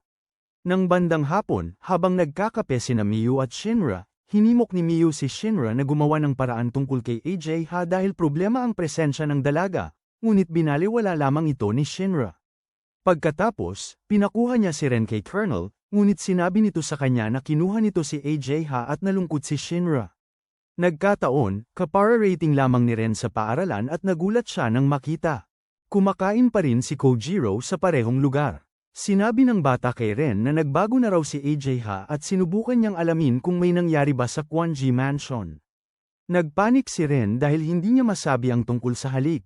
Kaya sinigurado niya kay Kojiro na si AJ-ha ay ang dating AJ-ha pa rin na may matinding personalidad na kinagisnan niya. Ang mga salitang yun ay nagbalik ng pag-asa kay Kojiro, at pinasalamatan niya si Ren sa pag-aalaga kay AJ-ha habang siya ay nasa ospital. Ilang sandali pa, natapos ang klase, at nang makita ni Kojiro si AJ-ha, Lumuhad siya na parang tapat na aso at tinanong kung handa na ba itong umuwi. Hinaplos lang ni AJ ang kanyang ulo at sinabihan itong umuwi na nang wala siya, at nabigla ang bata. Hindi nagtagal, siya ay naglakad palayo kasama si Ren nang mapagtanto niya na hindi man lang siya nito sinuntok. Nang lumaon, sa Quanji Mansion, nagsasanay sina AJ at Ren, ngunit pakiramdam ni AJ ay mahina ang kanyang mga suntok. Pumunta siya sa likod nito at inayos ang kanyang mga braso ng tama, ngunit ang dampi ng kanyang mga palad ang nagtulak sa kanya na gawin ang tama. Nakakagulat, sinubukan niyang gantimpalaan ito ng halik sa pisngi, ngunit nagpanik ang bata at nagsimulang gumalaw-galaw upang maiwasan ang kanyang mga labi. Si Naruse, na nanunood sa kanila, ay sinabi sa kanyang sarili na lumakas si Ren simula nang magsimula siyang magsanay kay AJ. Ngunit hindi niya ito masabi sa kanya dahil hindi pa sila nakakapagkasama mula nang dumating si AJ. Pagkatapos huminahon sina Ren at AJ, tinanong niya kung mayroon siyang espesyal na kahilingan para sa hapunan, at sinabi niya rito na gusto niyang kumain ng pagkaing inihanda niya. Ang pagkain ay isang kalamidad, ngunit kinain ito ng lahat, maliban kay Ben Iso, na nagmura kay Ren dahil sa paglapastangan sa sagradong sining ng pagluluto. Bago matulog, tinignan ni Ren si AJ na nagbigay sa kanya ng ilang aklat na babasahin. Nang magpasalamat siya, sinabi nito sa kanya na gawin niya ito ng maayos, kaya hinalikan siya ng bata at pagkatapos ay tumakbo palayo na parang takot na manok. Sa hindi nila kaalaman, nakatayo si Kojiro sa bakuran, nakatingin sa bintana ni AJ at doon nagpalipas ng gabi. Hindi man lang siya napansin ni na AJ at Ren habang nagsasanay sila, bumabato at bumabasag ng mga bato at baldosa. Sinabi ni AJ kay Ren na gumaling na siya. Pagkatapos ay hiniling niya rito na ibigay sa kanya ang tanda ng katapatan. Ren, lumapit kaagad, ngunit nang sumagi sa isip niya ang mga larawan ng Shinra at ng iba pa, nag-alinlangan siya. Nang makita ito, hinawakan ni AJ ang kanyang mukha at hinalikan siya bago pa man siya makakawala ng tuluyan. Nagkataon naman na itinulak palayo ni Kojiro ang batong dumagan sa kanya sa sandaling iyon, at nagwala siya nang makita silang naghahalikan. Para sa kanya, si Ren ang nagsimula ng halik, kaya sinimulan niya itong saktan. Ilang segundo ang lumipas bago na iproseso ni Ren ang nangyayari bago niya ipinagtanggol ang sarili. Pagkatapos ay ginugol nila ang ilang minuto sa pagpapalitan ng bakbakan ng pabalik-balik, at nang sa wakas ay nagpasya silang magharap, na magitan si Colonel. Nakakagulat, nang lumapit si AJ si Ren ang nasuntok dahil tila hindi karapat-dapat si Kojiro na parusahan niya. Sinabi niya rito na nakagawa ito ng isang malubhang kalupitan sa pamamagitan ng pagsalakay sa mansyon ng host family niya, kaya gusto niyang bumalik ito sa bahay at manatili doon hanggang sa susunod na abiso. Tinanggap ni Kojiro ang kanyang utos, ngunit nang banggitin niyang hindi siya babalik sa bahay dahil nagkaroon na siya ng pagtingin kay Ren, umalma ito. Sinabi niyang aalis lang siya kung mapapatunayan ni Ren na mas mahusay itong butler. Kung mabibigo si Ren, gusto niyang isaalang-alang ni AJ ang pagbalik sa bahay. Bago pa makasagot si AJ nagsalita si Shinra at tinanggap ang hamon. Maglalaban sila sa tatlong kategorya. Ang una ay isang paligsahan sa pagtitiis upang makita kung sino ang makakagawa ng mga utos ng kanilang amo. Walang pagod, halos bumagsak agad si Ren dahil si Ben Iso ang gumaganap na master, ngunit pagkatapos ay nagpasya siyang mag-concentrate. Sinigurado ni Ben Iso na lahat ng bagahe na dala ni Ren ay sobrang laki at bigat na hindi naman kailangan. Sa kabila nito, mas mabilis pa rin siyang kumilos kaysa kay Kojiro, na mas kaunti ang dala at nauwi sa pagrereklamo. Gayunpaman, sinaway siya ng mga babae dahil sa pagpapakitang gilas laban sa isang kakagaling lang sa malalalang pinsala. Pagkatapos ay lumipat sila sa ikalawang laban, na sumubok sa kanilang pagiging matulungin sa mga pangangailangan ng kanilang master. Sa bawat pangangailangan na nahulaan nila ng tama, makakatanggap sila ng puntos, at kung mali ang hula nila, mawawalan sila ng puntos. Sa kasamaang palad para kay Ren, ang mga babae ay desididong ipatalo siya, kaya nagtapos siya na may negatibong 1 puntos habang si Kojiro ay nakakuha ng 4. Nang oras na upang maghanda para sa susunod na round, medyo sumuray-suray si Kojiro, at si AJ lang ang nakapansin, kaya binantayan niya ito ng mabuti. Ang ikatlong laban ay isang trivia game, at habang sinasaya ng mga babae si Kojiro, napansin ni Ren na nanginginig ang lalaki. Nang mawalan siya ng malay, napagtanto ng lahat na tumakas siya mula sa ospital dahil kay AJ Ha. Kaya, upang matiyak ang kanyang ganap na paggaling, sinabi ni AJ Ha sa kanya na uuwi na siya, na ikinatuwa ng lahat. Kinabukasan, bumalik sa normal ang mga bagay-bagay sa mansyon, ngunit pinahirapan ang kaunti ng mga kapatid si Ren para lang sa kasiyahan, at nang naisip niyang makakapagpahinga na rin siya sa wakas, pinapante siya ni Chiharu upang walisin ang entrada. Samantala, nasa ospital si AJ Ha kasama si Kojiro, ngunit sinabi niya sa sarili na hindi pa rin siya sumusuko kay Ren. Pagkaraan ng ilang araw, ipinaalam ni Miu kay Ren na siya ang magiging personal niyang mayordomo pansamantala, at hiniling dito na bantayan ang kanyang schedule.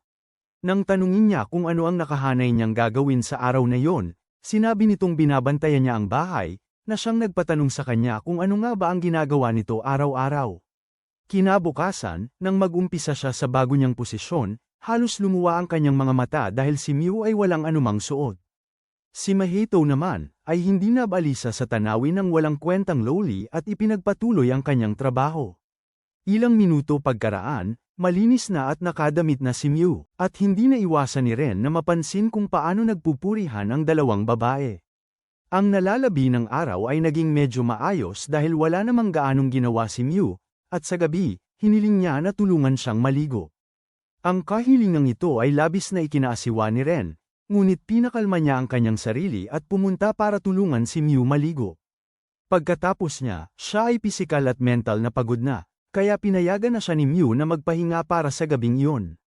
Nang makarating siya sa kanyang silid, siya ay agad nakatulog pagdapo ng kanyang katawan sa kama, kaya pinalitan ni Mahito ang kanyang damit at inayos siya sa kama. Ang sumunod na araw ay kasing payapa lang ng nauna, ngunit sa pagkakataong ito, tinulungan ni Ren si Miu maligo nang hindi na nahihiya. Gayunpaman, nang oras na para matulog, sinabi ni Miu sa kanya na gusto niyang palakasin nila ang kanilang ugnayan bilang amo at alipin, at ganoon nga ang nangyari, nakasama niya ito sa kama kasama si Mahito. Pagkatapos, yamakap siya sa kanya at tinanong siya kung ano ang kanyang pangarap, at sumagot si Ren na gusto lang niyang mamuhay ng masaya kasama si Mahito. Siniguro ni Miu sa kanya na matutupad ang kanyang pangarap basta't mananatili siya sa kanyang serbisyo, at pinasalamatan siya ni Ren. Bigla siyang nahiya sa tingin nito, at iyon ang unang beses na inamin niya sa sarili na si Miu ay isang ganap na babae. Pagkatapos ay tinanong niya ang tungkol sa pangarap nito, ngunit nakatulog na si Miu. Lumipas ang ilang minuto, at napagtanto ni Ren na hindi siya makatulog, at nang magsimula siya. Nagtataka kung dapat ba siyang magbilang ng tupa, lumapit si Miu sa kanya. Sa kung anong dahilan, nagpasya siyang tusukin ang dibdib ni Miu at nahuli siya ni Mahito na nagising. Nagsumamo siya na huwag siyang isumbong, sinasabing sinaniban siya ng halimaw ng hormone, ngunit hindi siya pinaniwalaan ni Mahito. Sinabi niya na ang mga pasaway na bata ay kailangan turuan ng leksyon, at ipinahiwatig ng reaksyon ni Ren ang lahat. Kinabukasan, napansin ni Miu na malungkot si Yuma, kaya tinanong niya kung anong problema. Ipinaliwanag ni Yuma na nahihirapan siyang tapusin ang kanyang takdang aralin, kaya nag-alok si Miu ng tulong. Habang pinag-uusapan pa rin nila ito, dumating si Shinra at nagsimulang tuksuhin si Miu dahil sa pag-arte nitong parang ate. Lubos silang nahumaling sa kanilang pagpapalitan kaya't hindi sila napansin ang pag-alis ni Yuma hanggang sa magpaalam siya. Nakonsensya si Shinra, ngunit dumating si Colonel upang kunin siya, at isinantabi niya ang mga kaisipang yun. Nang maglaon, habang nasa hardin si Miu kasama si Mahito, pumasok si Ren sa kusina at nakita si De Niro na sinusubukang buntisin ang rice cooker. Naroon din sina Natasha at Ben Isu, ngunit dahil wala silang ginawa, itinabig ni Ren ang cultured egg. Ikinagalit ito ng itlog, at nagsimula itong magreklamo kung paano pinapakialaman ni Ren ang kanyang pribasya. Itinuro ni Ren na walang pribado sa ginagawa nito, ngunit hindi ito pinansin ng itlog. Kinuha pa nga nito ang cellphone ni Ren at idineklara na ito ang kanyang bagong kasintahan, na ikinainis ni Ren. Iyon ang sandaling sinabi ni Ben Iso na nakita na niya, sapat na, at pagkaalis niya, nagsimulang habulin ni Natasha at Ren si De Niro. Pagkapasok pa lang nila sa pasilyo, ipinalagutok ni Miu ang kanyang letigo sa sahig at sinabing dinungisan nila ang kanyang pangalan, kaya kailangan silang parusahan. Hinabol niya sila sa paligid ng bahay, at di nagtagal ay sinimula ni Ren na sisihin si De Niro sa kanilang kasawian. Pagdating nila sa unang palapag, nawalan ng kuryente si De Niro, kaya hinawakan siya ni Ren at isinaksak. Sa oras na ganap siyang nakargan muli, naasikaso na ni Mew si Ren, kaya nagsimulang magpasalamat si De Niro sa pagliligtas nito sa kanya. Hinawakan siya ni Ren upang pigilan sa paggalaw, ngunit bigla namang gumawa ng ingay ang bot. Ayon sa kanya, nakatanggap lang daw ng pera si Mew, na ikinagulo ng isip ni Ren, dahil ang lahat. Ang ginawa ni Mew ay magpahinga lang. Agad siyang pinagsabihan ni De Niro dahil sa sinabi niya, at inihayag na si Mew ay isang henyong siyentista na may mga patente para sa maraming imbensyon, kaya hindi na niya kailangang magtrabaho para sa pera. Ang paghahayag na ito ay nagpabago sa pananaw ni Ren kay Mew, kaya pumunta siya sa kusina upang kausapin ito. Gayunpaman, hindi siya nagkaroon ng pagkakataon dahil kinuha siya nitong maging kanilang kitchen assistant. Samantala, nasa likod si Yumi kasama si Natasha, at sinabi niya rito na hindi pa niya naisusumite ang kanyang form para sa career option. Sinabi niya na ito ay dahil wala siyang pangarap at sinubukang ipagsawalang bahala ito bilang hindi mahalaga, ngunit hindi siya pinayagan ni Natasha. Tiniyak niya rito na bawat isa ay may pangarap, at hindi pa lang nakikita ni Yumi ang sa kanya. Nang maglaon, nang pumunta si Ren upang maghatid kay Mew ng tsaa. Nakita niya itong nanunood ng panayam kay Shinra. Tinanong ng tagapanayam si Shinra tungkol sa kanyang ama, at sinabi niyang ito ang taong pinakarespeto niya. Tahimik na inamin ni Ren na naiinggit siya dahil wala siyang ama na kaya niyang respetuhin, ngunit narinig pa rin siya ni Mew. Nang matapos ang panayam, itinuro ni Ren na masyadong seryoso si Shinra, at nagbiro si Mew na dahil lang yun sa ang ama lang nila ang tinanong ng tagapanayam. Nang makauwi si Shinra kalaunan, inistorbo niya ang video game ng kapatid niya para pag-alitan sila sa hindi pag-iisip tungkol sa kanilang mga kinabukasan. Nakipagtalo si Mew na nakasiguro na ang kanyang kinabukasan at ibinagsak pa ang kanyang bahagi sa mga gastusin sa buwan bago lumabas ng padabog sa silid. Hindi inaasahan ang kanyang pagpalahaw, kaya nag-alala si Shinra at nagsimulang magtaka kung ano ang problema. Dahil doon, hindi niya narinig si Yumi na kinakausap siya tungkol sa pagkuha ng part-time na trabaho, kaya nanahimik na lang ang babae. Nagbiro noon si Mahito tungkol sa pagiging delinkwente ni Mew, ngunit sinabi ni Ben Isu na mas kamukha niya ang tipo ng rockstar. Ang kanilang mga salita ay nagpagalit kay Shinra, kaya sinubukan niyang lapitan si Mew upang makakuha ng sagot, ngunit hinaranggan ni Ren ang kanyang daan. Sinabihan niya ito na huwag baliwalain ang pag-uugali ni Mew na parang wala lang at sinabing si Mew ay masipag na nagtatrabaho para sa kanyang mga pangarap. Ang kanyang mga salita ay tila umubra na parang mahika dahil nang kausapin ni Shinra si Mew, siya ay naging mas makatwiran, at ang dalawa ay nagkabati. Kalaunan, habang naghahapunan, ipinahayag ni Yumi na magkakaroon siya ng part-time na trabaho, ngunit binaliwala lang ito ni Shinra sa isang walang kwentang pahayag ng pagpapalakas loob. Pagkatapos ay ibinaling niya ang kanyang atensyon kay Mew, at di nagtagal, lahat ng nasa mesa ay ginawa rin ang pareho. Nang makita ito, tahimik na umalis si Yumi, ngunit napansin ito ni Natsos at pinuntahan siya sa kanyang silid. Sa pagkakataong ito, bumagsak ang loob ni Yumi, at habang niyayakap siya ni Nanes, tinanong niya kung bakit si Mew lang ang pinapansin ni Shinra, ngunit walang sagot si Nanes. Kinabukasan ng gabi, iminungkahi ni Nanes na kausapin ni Yumi si Shinra tungkol sa kanyang damdamin, at sumang-ayon si Yumi. Nang pumasok siya sa silid ni Shinra, nakita niya itong nakayakap. Ren, ngunit mabilis na humiwalay ang bata sa kanya. Tinanong ni Shinra kung bakit dumating si Yumi gayong si Mew ang gusto niyang makita, at hindi maitago ni Yumi ang kanyang sama ng loob. Gayunpaman, pinilit niya ang sarili na questionin ang may kinikilingang pagmamahal ni Shinra kay Mew. Nagulat si Shinra at humingi ng paumanhin dahil pinaramdam niya kay Yuma na parang siya ay isang ekstrang karakter sa kwento ng kanilang pamilya. Inamin niya na palagi niyang gustong tuksuhin at yakapin si Yuma sa parehong paraan na ginawa niya kay Mew, ngunit pinigilan niya ang sarili dahil sa isang bagay na sinabi ni Yuma ilang taon na ang nakalipas. Ngayon, si Yuma naman ang nagulat. Nang maalala niya ang insidenteng tinutukoy ni Shinra, sinubukan ni Shinra na sariwain ang kanyang alaala sa pagsasabi sa kanya na nasabi niya yon sa burol ng kanilang mga magulang. Ngunit hindi pa rin maalala ni Yuma. Naging napaka-emosyonal ng araw na yon, at ang tanging iniisip niya ay ang kanyang mga magulang. Tila ikinagalit yun ni Shinra, at inakusahan niya si Yuma na minamaliit siya bago senadoryasan si Ren na ihatid siya palabas ng silid. Kinaumagahan, sinabi ni Ren kay Miu ang mga nangyari sa pagitan nila ng kanyang mga kapatid, at nagbiro si Yuma na ang pagitan nila ni Shinra ay kasing lawak na ng kalawakan. Sinabihan siya ni Ren na huwag maging masyadong negatibo, ngunit hindi makita ni Yuma kung paano masosolusyonan ang problema kung hindi niya maalala ang sinabi niya sa burol. Noon mismo, halos madapas si Ben Iso kay Yuma, at bagamat humingi siya ng tawad, iginiit niyang hindi niya nakita si Yuma roon. Tinatanong niya noon kung bakit humuhukay ng butas si Yuma, ngunit bago pa makasagot si Yuma, tinawag ni Ben Iso si Shinra, binabalaan siya tungkol sa 2 pulgadang lalim ng butas. Ipinaalam ni Shinra na babalik na siya sa loob, ngunit tumakbo si Yuma patungo sa kanya at sinubukang humingi ng tawad para sa mga bagay na hindi niya matandaan. Sinabi ng kapatid niya na walang saysay ang paghingi ng tawad hanggat hindi niya matandaan, kaya tumakbo palayo si Yuma na umiiyak. Agad siyang hinabol ni Natose, ngunit tumanggi si Yuma na buksan ang kanyang pinto, sinabing gusto niyang mapag-isa.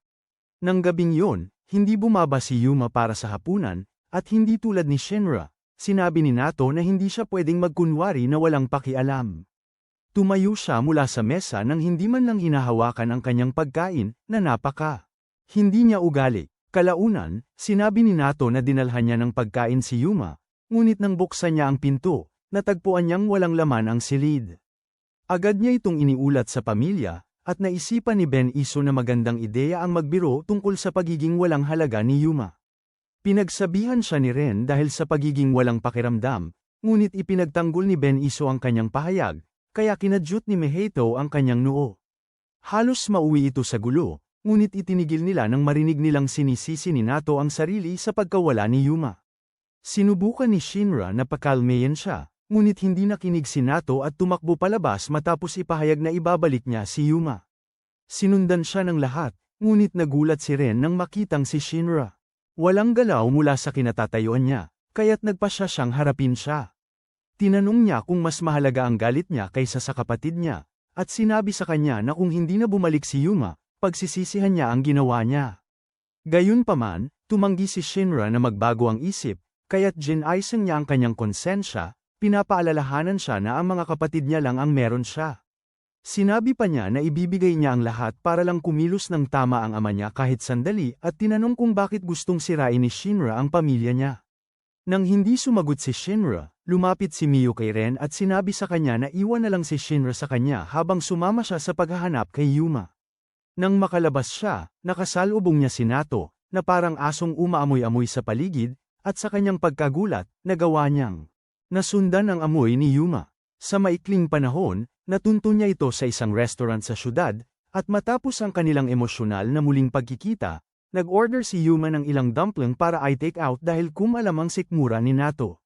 Pagkatapos ay pumunta sila sa lugar na sinabi ni Yuma na isa sa mga paboritong lugar ni Shinra, at sinabi ni Yuma kay Ren na gusto niyang mas maging malapit sila ni Shinra. Tiniyak ni Ren sa kanya na maaari pa ring mangyari yun, at sumagot si Yuma na umaasa siya.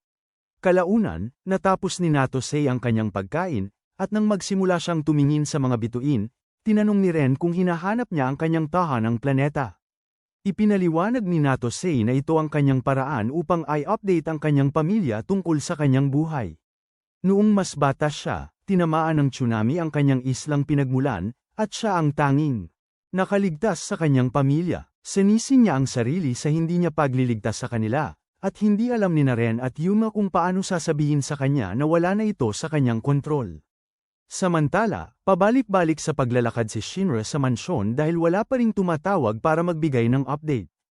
Sabi ni Miu na kalimutan nila ang kanilang telepono, ngunit nagalit si Shinra sa kanya dahil sa kanyang pagiging kalmado.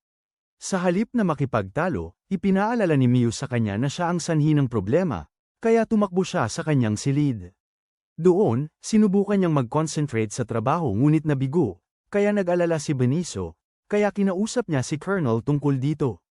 Sinabi niya rito na maaari lamang silang manood at umasa na susubukan ni Shinra na ayusin ang mga bagay-bagay sa kanyang kapatid. Pabalik sa bayan, sinabi ni Nato kay Yumi na siya ang tumulong sa kanya na malampasan ang kanyang kalungkutan at nag-udyok sa kanya na magpakabuti, kaya naman handa siyang gawin ng lahat para protektahan si Yumi, at nasaktan nang ipagtabuyan siya ni Yumi kanina. Sinabi niya pagkatapos na pareho lang ang nararamdaman ni Shinra kay Yumi at hinimok siyang alalahanin ang sinabi niya sa burol. Sumang-ayon si Yumi, at nagsimula siyang ikwento ang nangyari noong araw na iyon. Sila ni Miyo ay halatang nabagabag, ngunit si Shinra ay walang ipinakitang reaksyon. Kaya nang tangkain niyang lapitan si Yumi mamaya, ang babae ay umatras sa takot at sinabing parang robot si Shinra.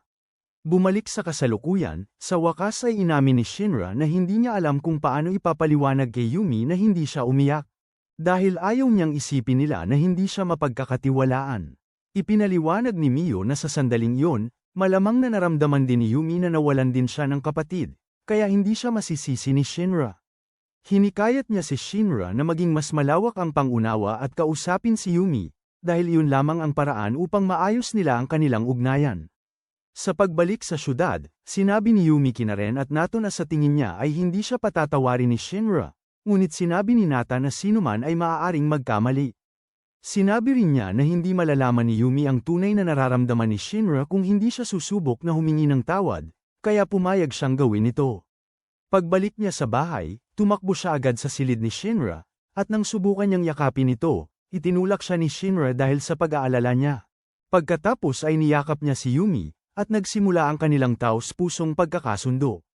Matapos silang maghiwalay, napagtanto ni Yumi na nakatayo siya sa mga natang musika ni Shinra, kaya nagsimula siyang humingi ng tawad, ngunit hindi galit si Shinra. Ilang araw ang lumipas, si Chihiro ay nagpapahinga sa parke nang bigla siyang matamaan ng bola, na naging sanhi ng pagtapo ng kanyang gatas. Nang lumitaw ang mga responsable, sinimulan nila siyang i-bully sa halip na humingi ng tawad, at sinubukan pa nilang kunin ang kanyang pera.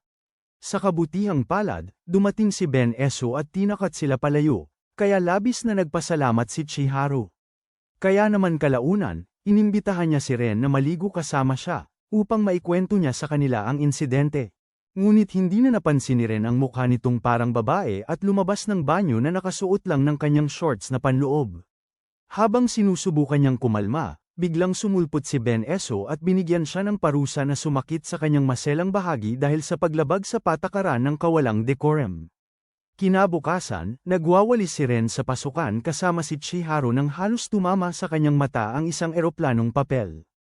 Ito ay mensahe mula kay Ajiha na nagsasabing dadalo siya sa festival ng pagtanaw ng bulaklak kasama ang pamilya Kanji. Nagtaka si Ren kung bakit hindi na lang siya nag-text tulad ng normal na tao at tinanong si Chihiro kung excited ba ito sa festival.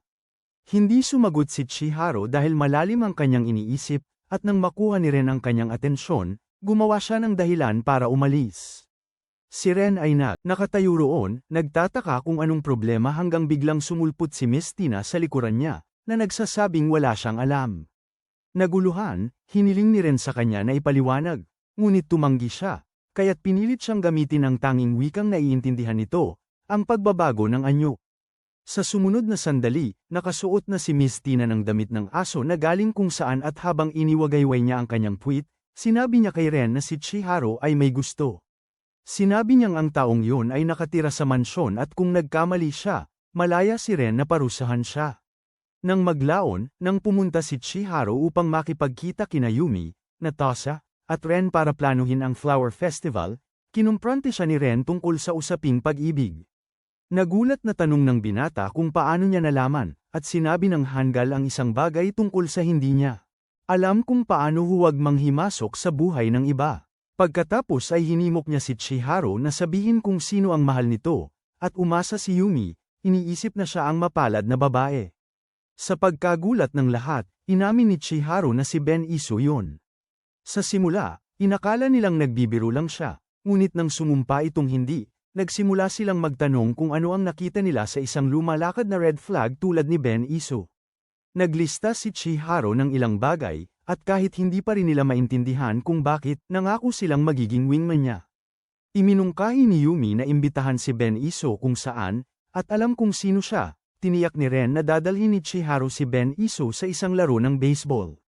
Habang naglalaro, patuloy na binabanggit ni Ben Iso si Ren, at nang hindi na kinaya ni Chihiro. Makatagal pa, tinanong niya kung libreng naninirahan si Ren sa isipan niya. Inamin ni Ben Iso na naakit siya kay Ren, ngunit hiniling kay Chihiro na huwag sabihin dito para hindi ito magkamali ng akala. Nangako si Chihiro, pagkatapos ay nagsimulang magsaya para sa kanilang koponan, ngunit durog ang kalooban niya. Kinabukasan, nakasalubong ni Ren si Chihiro sa pasilyo, at tinanong niya si Chihiro kung kumusta ang kanyang date. Sinabi ni Chihiro na hindi maganda ang pakiramdam at susuko na siya, na nagpalito kay Ren.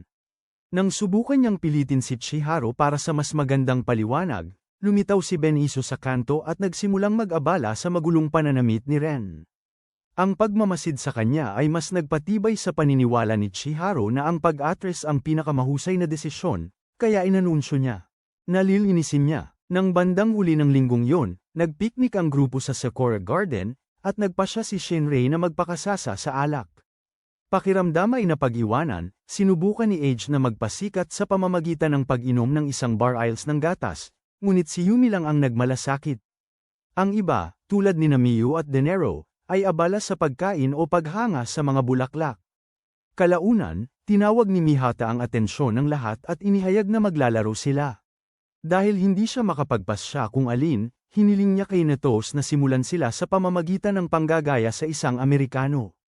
Medyo mahiyain si Natos, ngunit nang magsimula na siya, talagang naging siya ang karakter, kahit na hinahalo niya ang salitang Hapon at Ingles. Nang matapos siya, lahat ay nakatingin sa kanya na para bang baliw siya, kaya humingi siya ng tawad kay Yumi sa pagkapahiya niya. Sinubukan namang ayusin ni Denero ang sitwasyon sa pamamagitan ng pagtatanghal ng orihinal na kanta, pero mas masama ang tunog niya kaysa sa namamatay na pusa at halos bingihin ang lahat. Nagawang agawin ni Ren ang mikropono mula sa kanya, at nang magsimula siyang magreklamo, sinabihan siya ni Miho na huwag umasta na parang batang pasaway. Humingi ng tawad si Denero, at nang marealize niya na tinawag siya nitong nanay, ay nainis siya. Ang napapanahong anunsyo ni Shinrei na sila na ni Miho ang susunod ang siyang nagligtas sa kanya mula sa matinding kapahamakan. Walang ideya si Miho kung ano ang ibig sabihin ni Shinrei, ngunit alam niyang hindi siya makakatanggi. Ang presentasyon pala ay cosplay, at sa kabila ng kanyang paunang pag-aatubili, nag-enjoy din si Miho. Nang matapos sila, umakyat si Ajaha sa entablado, at matapos itayo ni Kujuro ang isang makapal na poste ng bakal, sinimulan niya itong sip-ain upang ipakita ang kanyang galing sa martial arts. O sa akala nila hanggang sa ipinunto ni Natos na talagang naglililok siya ng isang estatwa.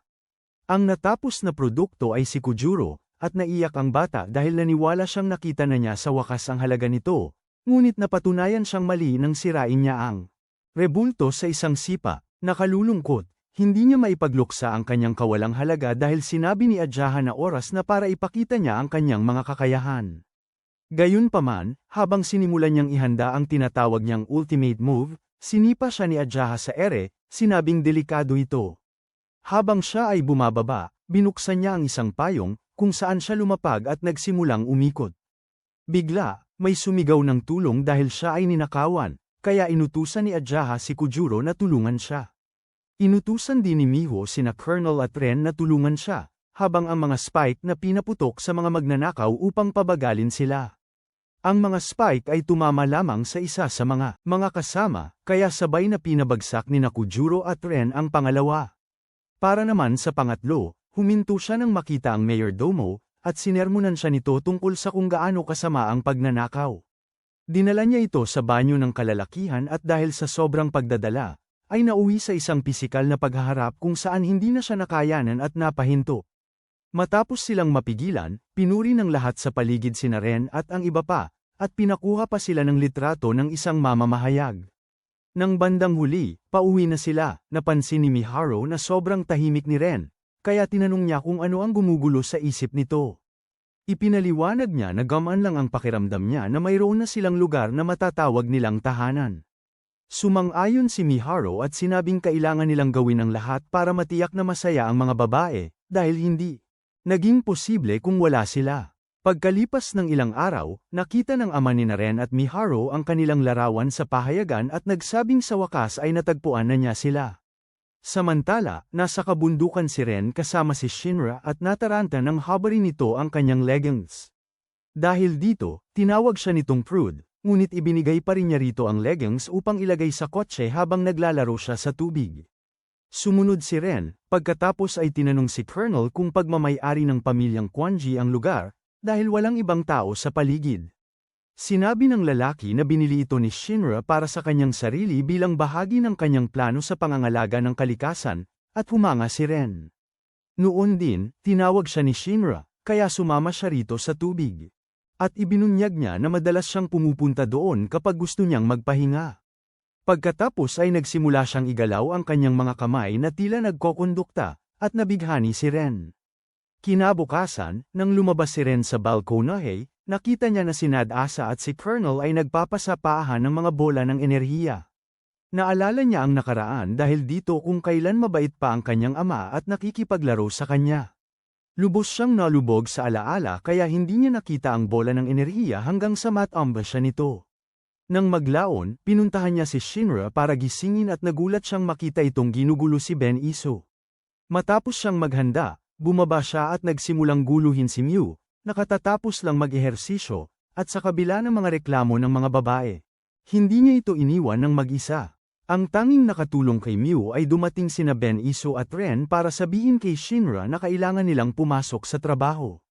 Pagkatapos ay inihatid nila siya palabas, at binati siya ni Ren ng swerte dahil papalapit na ang kanyang konsyerto. Pinagpasalamatan siya ni Shinra at inamin na kailangan niya ang lahat ng swerte na makukuha niya dahil dadalo ang kanyang mentor sa konsyerto. Nang gabing yun, habang ang bawat isa ay abala sa kani-kanilang ginagawa, natagpuan ni Ren si Shinra sa silid ng piano, at inanyayahan niya itong salinan siya ng inumin. Mukha siyang masaya, at nang tanungin niya kung may nangyari, sinabi niya na ipinagmamalaki lang niya ang naging colonel nito. Umamin siyang may pagdududa siya sa kanya dahil sa kanyang pagiging padalos-dalos. Pero napatunayan niya ang kanyang sarili. Hindi comfortable si Ren sa pakarinig ng papuri niya, kaya sinabi niya rito na mali ang pagkakakilala niya sa kanya. Gayunpaman, hindi niya ipinaliwanag kung bakit at pinalitan ng paksa tungkol sa ama nito. Hindi naman alintana ni Shinra at sinabi sa kanya na ang ama niya ang pinakamabuting taong kilala niya. Habang mas marami siyang sinasabi tungkol dito, mas lalong nagalit si Ren hanggang sa hindi na niya ito kinaya at nagkwento tungkol sa kanyang ama. Sinabi niya na ang lalaki ay isang pabay at walang kwentang tao na ang paboritong gawain ay ang saktan siya, at kinamumuhian niya ito dahil doon. Sa kabila niyon, gusto pa rin niya na kahit papaano ay kilalanin siya ng lalaki, ngunit ang lahat ng ginawa niya ay lalo lamang ikinagalit ng lalaki. Sinabi ni Ren na ang tanging dahilan kung bakit niya alam kung paano umangkop, ay nakailangan niyang matutong mabuhay nang wala ang kanyang ama. Sa tingin niya, isa lamang siyang mahina, ngunit hindi sumang-ayon si Shinra. Aniya, ang mahina ay ang kanyang ama, at ang pinakamagandang nagawa ng lalaki ay ang ihanda si Ren upang maging pinakamagaling na butler niya. Ang pahayag na yun ay nagtulak kay Ren sa kanyang hangganan, at habang nagsimula siyang umiyak, pinasalamatan niya si Shinra at ipinangakong patuloy siyang paglilingkuran mula sa kaibuturan ng kanyang puso. Kaya kinabukasan, inihayag ni Shinra na si Ren ang magiging personal niyang butler hanggat hindi niya sinasabi ang iba. Agad na umalma si Yume dahil siya ang dapat na susunod na maglingkod sa kanya. Inakusahan ni Miyu si Shinra ng pag-abuso sa kanyang awtoridad. Gayunpaman, alam nilang hindi niya babaguhin ang kanyang mind, kaya't binati nila si Ren ng swerte dahil alam nilang kakailanganin niya ito. Maya-maya, umalis si Shinra para magtrabaho kasama si Ren, at sinuri nila ang kanyang schedule habang nagmamaneho patungo sa concert hall. Napaka-busy ni Shinra sa araw na yon, at pagkatapos ng kanyang huling kaganapan, tinanong niya si Ren kung pagod ito, at siniguro niya rito na hindi. Pauwi, hindi siya komportableng umupo sa tabi nito, kaya para matulungan ang sarili niyang makarelax, tinanong niya kung anong klase ng tao ang kanyang mentor. Sumagot si Shinra na siya ay isang istriktong tao na may matinding pagmamahal sa musika. Gayunpaman, nakatulog siya bago pa niya masabi sa kanya ang higit pa, at hinayaan siya ni Ren na gamitin siya bilang unan. Nang makauwi sila mamaya, dali-dali siyang nagpakita ng lamang sa kanyang mga kapatid, at pinayagan nila siya. Si Ren naman ay, pinanood niya sila hanggang sa sumama si Mihara sa kanya, at sinabi niya rito na si Shinra ay isang superwoman dahil palagi siyang naglalaan ng oras para sa kanyang pamilya sa kabila ng abalang schedule. Nang gabing yun, pumunta si Ren upang maghatid ng merienda para kay Shinra at pinakiusapan siyang huwag masyadong magpagod. Tiniyak niya rito na hindi siya magpapagod at pinauwi na ito para sa gabing yun. Pagkaraan ng ilang araw, ginanap ang konsyerto ni Shinra, at pagkatapos ng palabas, nakipagkita siya sa kanyang mentor, na hindi nagbigay ng magandang puna. Sinabi niyang hindi tumalab sa kanya ang musika, at ikinagalit iyon ni Ren. Sinimulan niyang paalisan ng lalaki, ngunit si Shinra ay masyadong balisa at walang pakialam. Kinaumagahan, nalulungkot pa rin siya, ngunit sinikap niyang sumulong sa pamamagitan ng pag-aaral. Kanyang mga part-teacher, nang makita siya ni Ren, pinakiusapan niya itong iwanan siya, ngunit hindi niya pinansin ang kanyang mga sinabi. Sa halip, inanyayahan niya ito sa isang date at sinabing makakabuti sa kanya ang pagbabago ng paligid. Nagbiro din siya na ang kanyang seryosong mukha ay makakatakot sa mga manunood ng konsyerto at may isang alaala na sumagi sa kanyang isipan. Nang araw na yon, sinabi sa kanya ng kanyang mentor na maganda ang kanyang musika dahil kinagigiliwan niya ito. Pagkatapos, ngumiti si Shinra at pumayag sa date dahil naipaalaala nito sa kanya ang kanyang nawawala. Naglibot sila sa bayan na parang magkasintahan, at lubos na nasiyahan si Shinra. Hindi nagtagal, nang bumisita sila sa isang photo booth, nakilala ng mga tao si Shinra at nagsimulang magtanong kung pwede silang magpakuha ng litrato kasama siya. Kalaunan, siya at si Ren ay pumunta sa paborito niyang lugar, at sinabi niya rito na ang kanilang paglabas ay nagpaalala sa kanya ng mga araw niya bilang estudyante ng musika. Naramdaman ni Ren na ang sandali ay tama para lumapit, ngunit umatras siya sa huling segundo. Akma naman, tinanong ni Shinra kung gusto na niyang umuwi, ngunit sinabi nitong gusto pa niyang i-enjoy ng kaunti ang kanilang date. Dahil kakampi niya ang mga plot gods, lumakas ang hangin, kaya isinuot niya sa kanya ang kanyang jacket at tumayo sa likod niya. Hindi naman yumangal si Shinra, kaya mas lumakas ang loob niya at sinimulang sabihin sa kanya kung gaano niya ito hinahangaan. Sinabi rin niya ang iba pang bagay na nagpaantig sa kanyang damdamin, ngunit biglang sinigawan siya ni Shinra. Iginiit niyang hindi nito maiintindihan kung bakit kailangan niyang palaging maging matatag at may kapangyarihan, at nang subukan niyang magpaliwanag, pumunta siya sa kotse. Pinayuhan naman ni Coronel si Ren na huminahon muna bago muling subukang kausapin siya, kaya nagsimula siyang maglakad pauwi. Sa kasamaang palad, nakasalubong niya ang kanyang ama, at nagsimula silang magpalitan ng salita. Nang mapagtanto ng ama na nalalamangan siya, nagpasya siyang gumamit ng maruming taktika at sinabi kay Ren na namatay ang kanyang ina dahil sa kanya, na naging sanhi upang lubos na magalit ang bata. Kinabukasan, pumunta si Ren para dalhan ng milk tea si Shinra, ngunit wala ito sa kanyang silid, at hindi niya sinasadyang natapon ito sa kanyang mga music sheet. Nang maglaon sa almusal, ipinahayag ni Shinra na si Ren ay nasibak sa trabaho, at nagpasya si Meido na sumama sa kanya. Mabilis siyang hinimok ni Mio na magbago ng isip at tinanong si Shinra kung ano ang ginawa ni Ren. Ibinato ni Shinra ang papel ng Ron sa mesa at sinabing ang isang mayordomo na nang himasok sa negosyo ng kanyang amo ay hindi karapat-dapat na manatili sa kanyang pwesto. Noon din, dumating si Coronel upang ipaalam sa kanya na oras na para umalis, kaya tumayo siya at sumunod dito, naiwan ang lahat sa silid na nakatingin kay Ren na may awa. Nang maglaon, tinanong ni Meido kung may nangyari noong nakaraang araw, at inangkin ni Ren na ginagalit lang niya si Shinra sa kanilang date. Hindi niya gustong sabihin sa kanya na nakilala niya ang kanilang ama o na sinabi ng lalaki sa kanya na umuwi kasama siya. Nang tanggihan ni Ren ang kanyang kahilingan, nagbanta siya na dadaan sa mansyon, at umalingaw-ngaw ang mga kampana ng babala sa isip ni Ren. Sinabi niya sa kanyang ama na ang tulad niya ay hindi tinatanggap sa gayong mapayapang kapaligiran, ngunit hindi ito inalintana ng kanyang ama. Sinabi niya na tumutuloy siya sa isang hotel sa syudad at pinakiusapan si Ren na tawagan siya kapag handa na itong umuwi. Sa kasalukuyan, lumabas si Ren sa banyo upang hindi na siya tanungin pa ni Meido. Ngunit pagkatapos ay nakasalubong niya si Miho sa pasilyo, at sinabi nito sa kanya na huwag pa munang umalis sa mansyon dahil hindi naman ganoon kaseryoso ang kanyang pagkakasala para mawalan siya ng trabaho. Samantala, pinanood ng mentor ni Shinra habang siya ay nagtatrabaho, at sinabi nito sa sarili na hindi pa rin niya natutuklasan kung ano ang kulang sa kanya. Nang makauwi siya kinagabihan, dinalhan siya ni Yume ng inumin at sinimulang masaheyan ang kanyang mga balikat. Nagkwentuhan din sila, ngunit nakita ni Shinra ang intensyon niya at sinabing wala siyang interes na pag-usapan si Ren. Humingi ng paumanhin si Yume sa pagtatangka niyang ipilit ang usapin, ngunit sinabi kay Shinra na hindi na siya ang dating sarili sa loob ng ilang araw at ayaw niya yon. Matapos siyang tumakbo palayo, nagtaka si Shinra kung ano ang ibig sabihin ni Yume, dahil tumanggi siyang maniwala na kakaiba ang kanyang ikinikilos.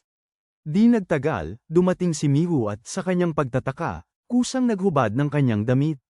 Pagkatapos ay hiniling niya kay Shinra na muling isaalang-alang ang pagtanggal kay Ren, at galit na tinanong ni Shinra kung bakit gustong manatili ng lahat si Ren. Sinabi ni Miho na dahil siya ay hindi makasarili at pinabuti ang buhay ng lahat. Pagkatapos ay pinayuhan niya si Shinra na tigilan ang pagiging matigas ang ulo at gawin ang tama, ngunit hindi sumagot si Shinra. Nang mag-isa na siya, inilabas niya ang litrato mula sa date at sinimulang titigan ito habang inaalala ang sinabi ni Ren sa kanya. Alam niyang tama si Ren, ngunit hindi siya pinapayagan ng kanyang katigasan ng ulo na aminin ito, kaya napatawa at napaiyak siya ng kaunti. Kinaumagahan, iprinuklaman niya na maaaring manatili si Ren sa kanyang posisyon, at labis na natuwa ang lahat.